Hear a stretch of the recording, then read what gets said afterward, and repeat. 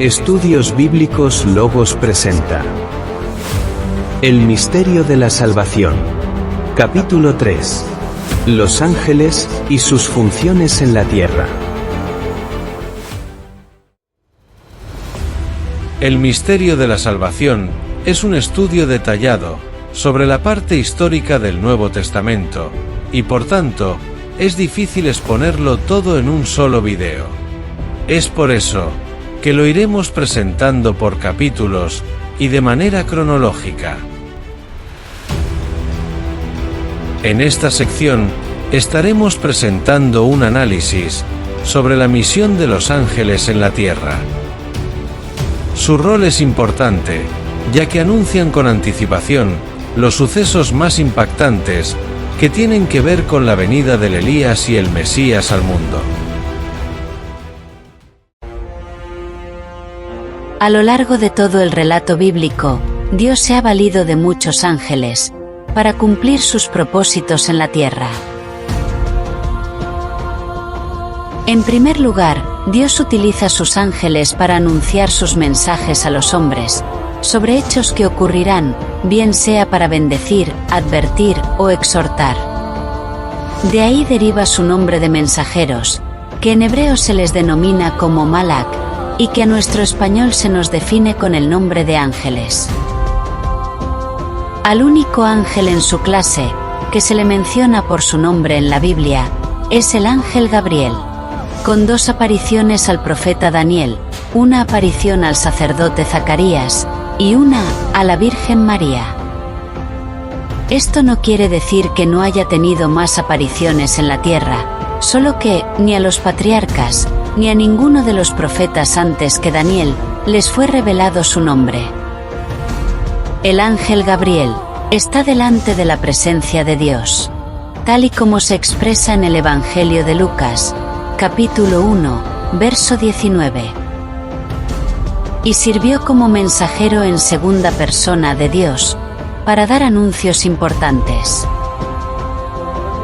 Cuando se dice que fue mensajero en segunda persona, significa que nunca habló como Dios, sino que decía lo que Dios había mandado a decir.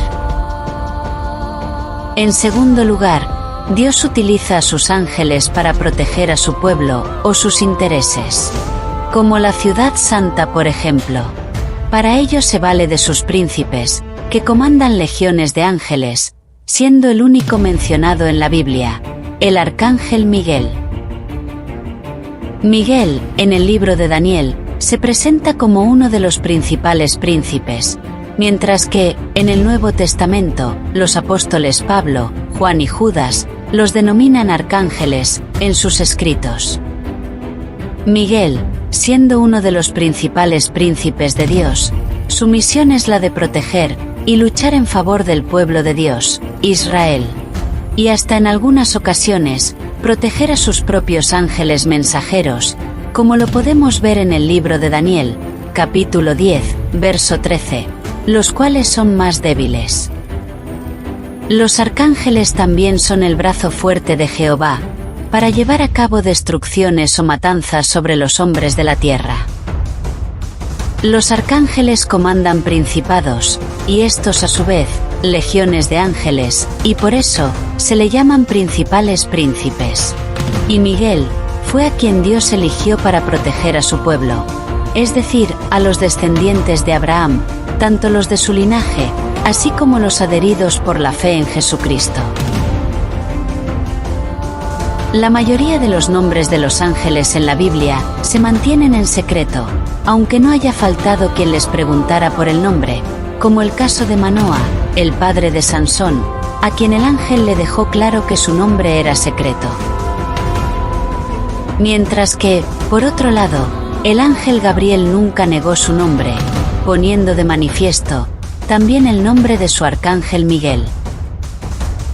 Estos son los únicos dos nombres de ángeles revelados en la Biblia canónica, ya que, en los libros deuterocanónicos, como el libro de Enoc, aparecen muchos otros nombres.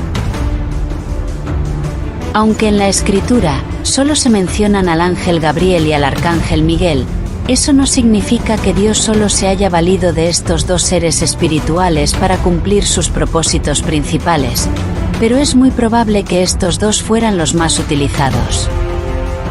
La cristofanía.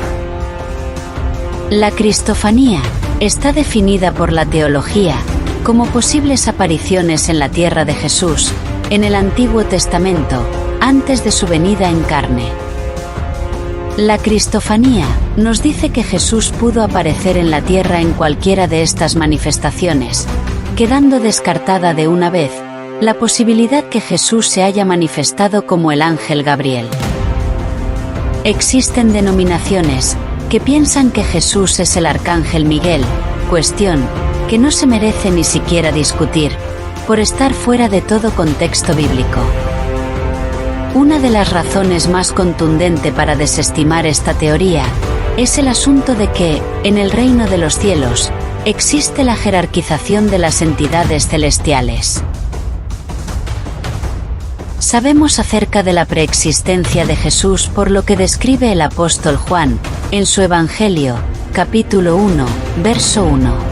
Y por medio de las mismas escrituras, sabemos que Jesús no entra en la jerarquía de los ángeles, ya que ostenta un título muy superior, como lo es, el Rey de Reyes y Señor de Señores, del libro de Apocalipsis, capítulo 19, verso 16.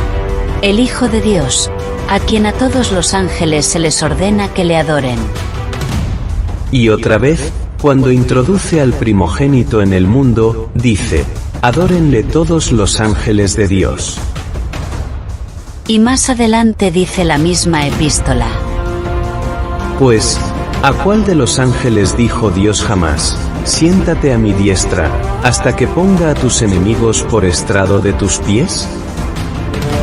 Creo que los defensores de esta teoría se basan en lo que dice el apóstol Pablo en su primera carta a los tesalonicenses, capítulo 4, verso 16, donde dice que el Señor mismo con voz de arcángel descenderá del cielo.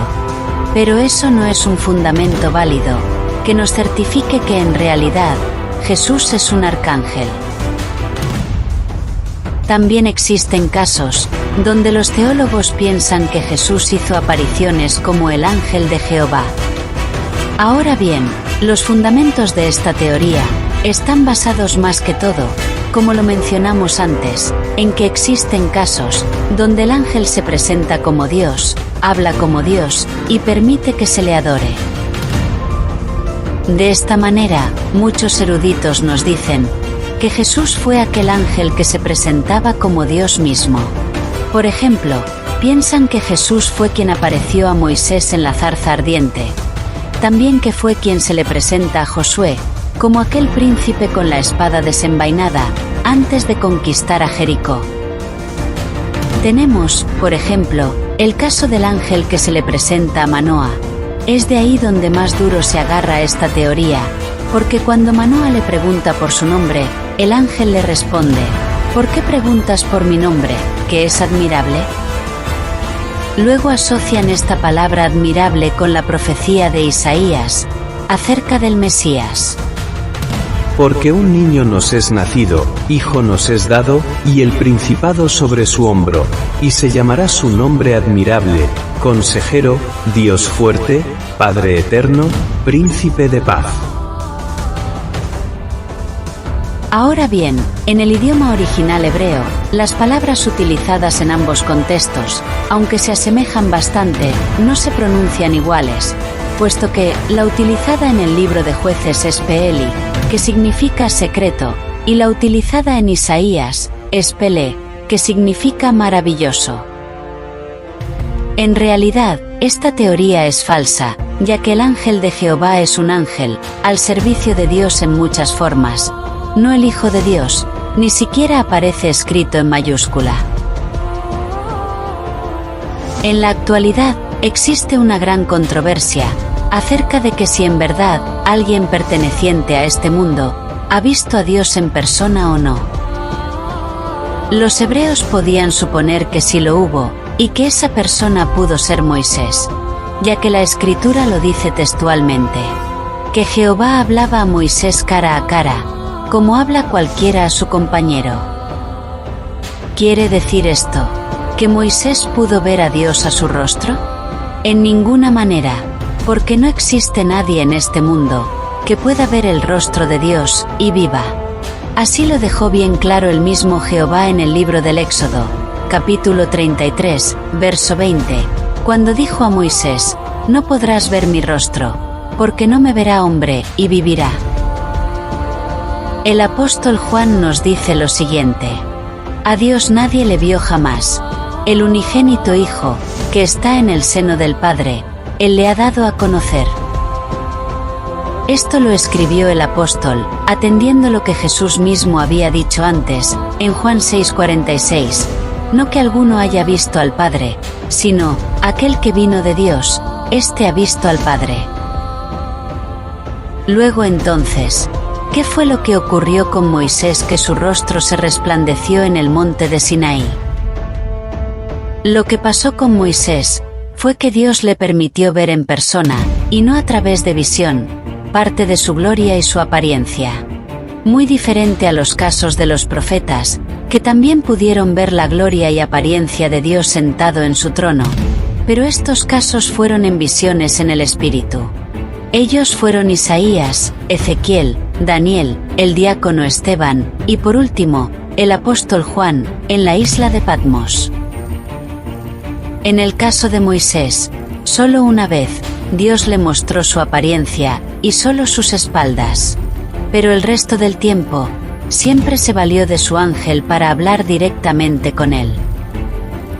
La viva voz de la boca de Jehová, solo una vez, todos los hebreos que acompañaban a Moisés, pudieron escucharla. Y eso fue cuando les dijo los 10 mandamientos.